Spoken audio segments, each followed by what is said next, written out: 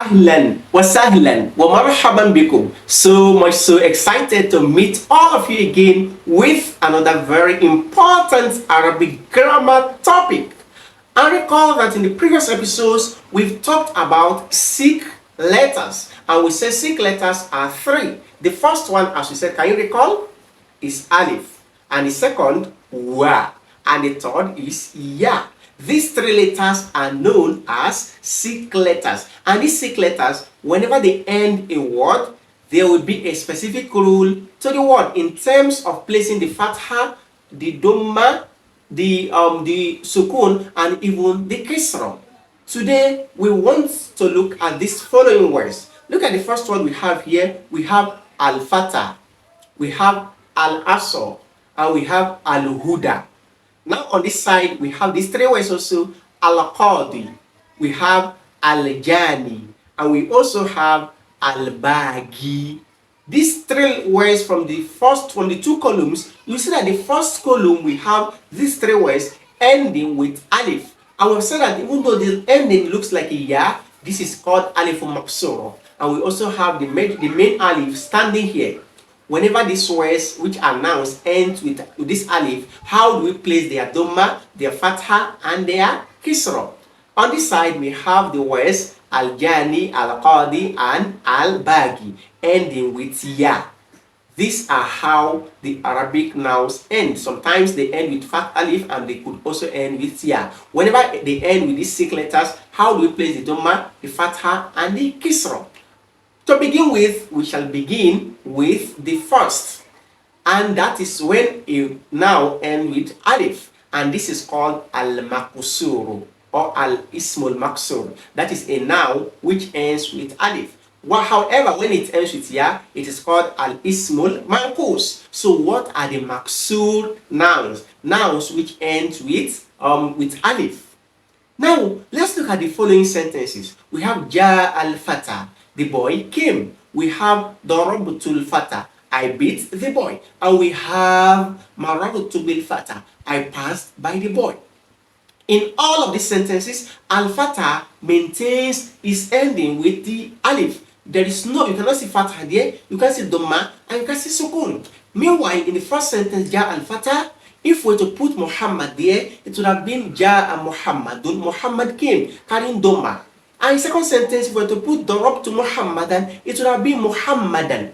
In the last sentence, it would have been maradu to be Muhammadin. Muhammad would have changed its ending across the three sentences from dhamma to fatha to kisra. But al-fatah, this is not the case, because al-fatah is ismun Maqsur, Maqsur letters. So Maqsur letters, their fatha, their dhamma, their kisra will not be what? Apparent. It will not be clear. It will be what? Hidden.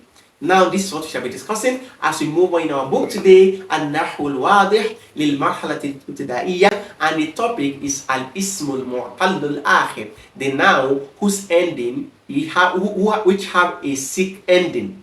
And the first one of these nouns is al-Maqsuru wa ahwalu i'rabi. When a noun is in the Maqsur state, when it ends with alif, and also how do we do the declension? How do we place the fatha, the dhamma, and the kisra?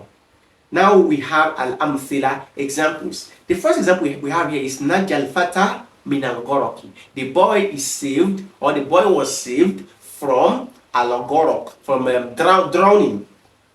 Number two, we have Da'at al-Asr. The stick is lost. Number three, we have Nalanil Adha. What is it called? Pain affected me. Then lastly, we have Shami Tabi al-Ida. And here we have Najaytul Fatah min al-Ghoraqi. I saved the boy from drowning. And we have Ada'atul Asr. That is, I lost the stick. We have Mana'atul Adha. And we have La Tushmit bi al-Ida. Next, we have Raditu anil Fatah. I am pleased with the boy. We have Ittaqatu al-Asr. I relied on the stick. We have Salim to min al-Azam, saved from pain. In Tasarrutu al-Ida, I become victorious over envy or hatred. Now, we can see from these sentences. Let's move on to al-Bahthu so we can understand the rule from these sentences above. We have al-Kalimatu, the words al-Fatah, al-Asr, and al-Adha wal-Ida. These four words, al-Fatah, al-Asr, al-Adha, and al-Ida. في الأمثلة المتقدمة, in the following examples, كلها أسماء معربة. All of them are declinable nouns. Nouns whose ending can change from Dhamma to Fatha to Kisra. وفي آخر كل منها ألف ثابتة. But at the end of these nouns, you will see a stable alif that is there. Is it from Al-Fatah? You see alif. Is it from Al-Asr? You see alif. Al-Adha? You see alif. Al-Ida? You see alif. هذه الأسماء وما شابهها من كل ما هو معرب آخره ألف لازمة. All of these words, these nouns that you have seen, and the likes of these nouns, you see that they are ending, they have a stable alif. تسمى بالأسماء المقصورة, and they are called Maqsur Nouns. وإذا تأملت هذه الأسماء, if you ponder over these nouns, وجدتها في القسم الأول مرفوعة, you will find out that in the first column, the first example, number 1 to 4, you will find out that these nouns are coming in their nominative case, which they are supposed to be carrying Dhamma. لأن كل واحد منها يقع فاعلا. This is because each of them in the first column, first 4 sentences, they are appearing as the subject of the sentence, which means they should carry Dhamma. وفي القسم الثاني, when you move on to the second column, example number 1 to 4, وفي منصوبة لأن كل منها مفعول به, you find out that each of them are in the accusative case, which means they are supposed to be carrying fatha because they are appearing as the object of the sentence. وفي القسم الثالث, meanwhile in the third column, majruratan, they are supposed to be carrying kisra بحرف جر because they are appearing after a preposition. فما علامات الرفع والنصب والجر فيها. If this is the case, what are now the signs of Fatha, Dhamma, and Kisra in these sentences? نحن نعلم أن العلامات الأصلية للرفع والنصب والجر هي الضمة والفتحة والكسرة. We know that the original signs of nominative case, genitive case, and accusative case should be Fatha, Kisra, and Dhamma. ولكننا هنا, but here لا نرى أثر للضم أو الفتح والكسر. We cannot see a sign of ضمة, فتحة, or كسرة. فما سبب ذلك? What is the reason?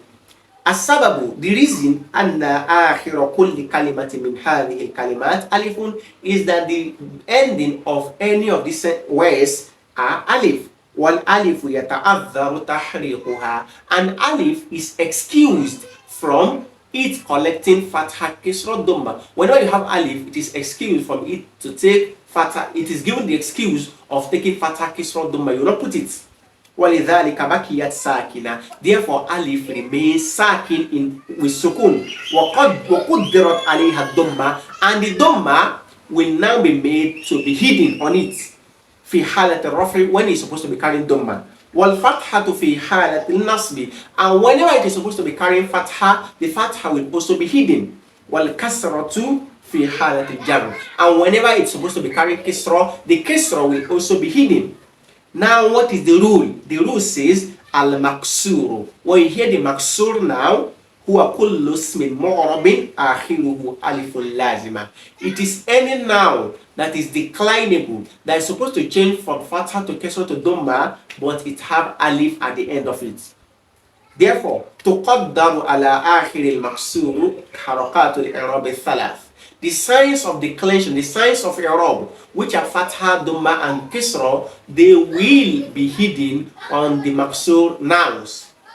Now we have tamrinat, short exercises to better understanding. The first one says ayyin al-asma' al-maqsura fil ibarat al-atiya. Indicate the maqsur nouns in the following sentences. The first one says yufaddilu ba'du an-nasi sukna al-qura ala sukna al-muduni. Some people prefer living in the villages than the cities. So we have the maqsur nouns here as sukna is one of them, al-qura is another noun. We have في حلوان مستشفى لأمراض الرئتين. In Hilwan, Hilwan is the name of place. In Hilwan, there is a hospital for lungs diseases, for diseases of the lung. So we have mustashfa is maqsur now because it ends with alif. Number 3, we have al-kharibatu ma'wal bumi wal girban. The ruins, the fallen houses, the fallen walls, they are the homes of al-bum, O's, and al-hirban, and the the ravines. So ma'wa is also a Maqsur noun. Number 4, we have man talab al-ula, sahir al-layali, whoever seek lofty heights. Whoever has a lofty goal will stay awake at night. So we have al-ula is also a Maqsur noun. Number 5, we have al-iktisadu sabilul ghina.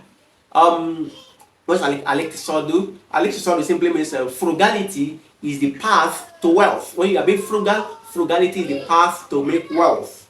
So al-ghina is also a Maqsur noun. And lastly, we have ishtaru qasabu thalatha mudan.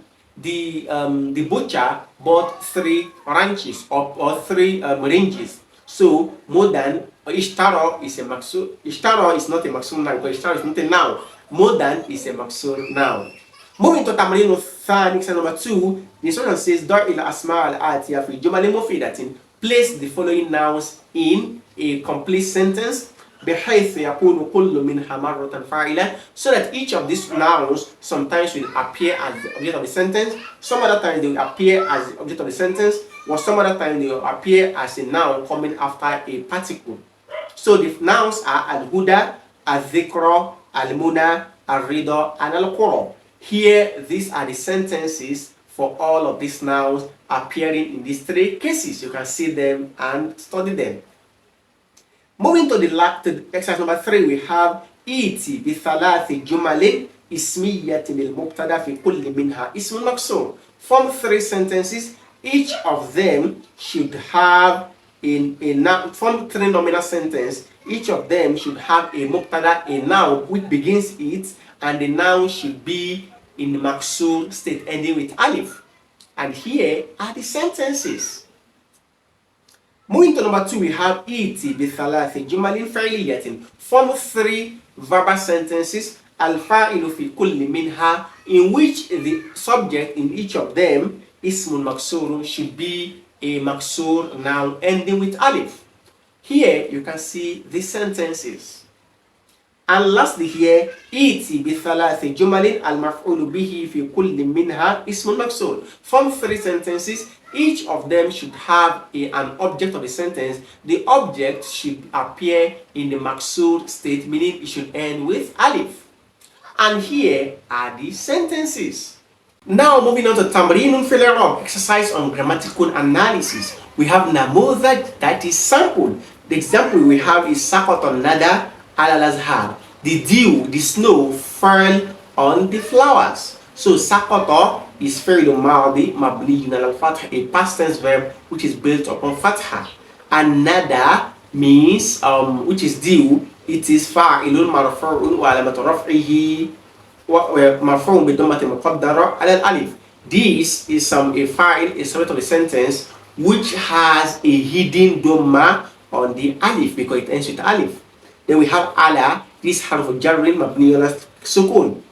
Then al-azhar majrurun bi ala wa alamatu jarrihi al-kasra. Now we have arib al-jumal al-atiya, that is analyze the following sentences. Number 1, we have la tattabi' al-hawa, don't follow desire. So la, this is an-nahiya, la an-nahiya. Then tattabi' is fi'l mudari majzum wa alamatu jazmihi al-sukun. Then we have al-hawa. Al-hawa is maf'ulun bihi wa alamatu nasbihi al-fathatul muqaddara ala al-alif. Then we have al-fawda mufsidatun lil amal. So al-fawda here is coming as the ismun, that is mubtada marfu'un wa alamatu raf'ihi ad-dammatul muqaddara ala al-alif. Then mufsidatun, this is khabarun marfu'un wa alamatu raf'ihi ad-dammatu adh-dhahira. Then we have li, harfu jarrin, al-amali majrurun bi li wa alamatu jarrihi al-kasratu adh-dhahira. And lastly we have al-himyatu nafi'atun lil marada. So al-himyatu is coming as the mubtada marfu' wa alamatu raf'ihi ad-dammatu adh-dhahira. Then nafi'atun is also khabarun marfu'. Then li is harfu jarrin, marada is what? Majrurun bili wa alamatu jarrihi al-kasratul muqaddara ala al-alif. With this we come to the end of this lesson. We ask Allah to bless all of us. Do like, share with your friends, subscribe to the channel for favorite of this. Until we meet again, Assalamu alaikum.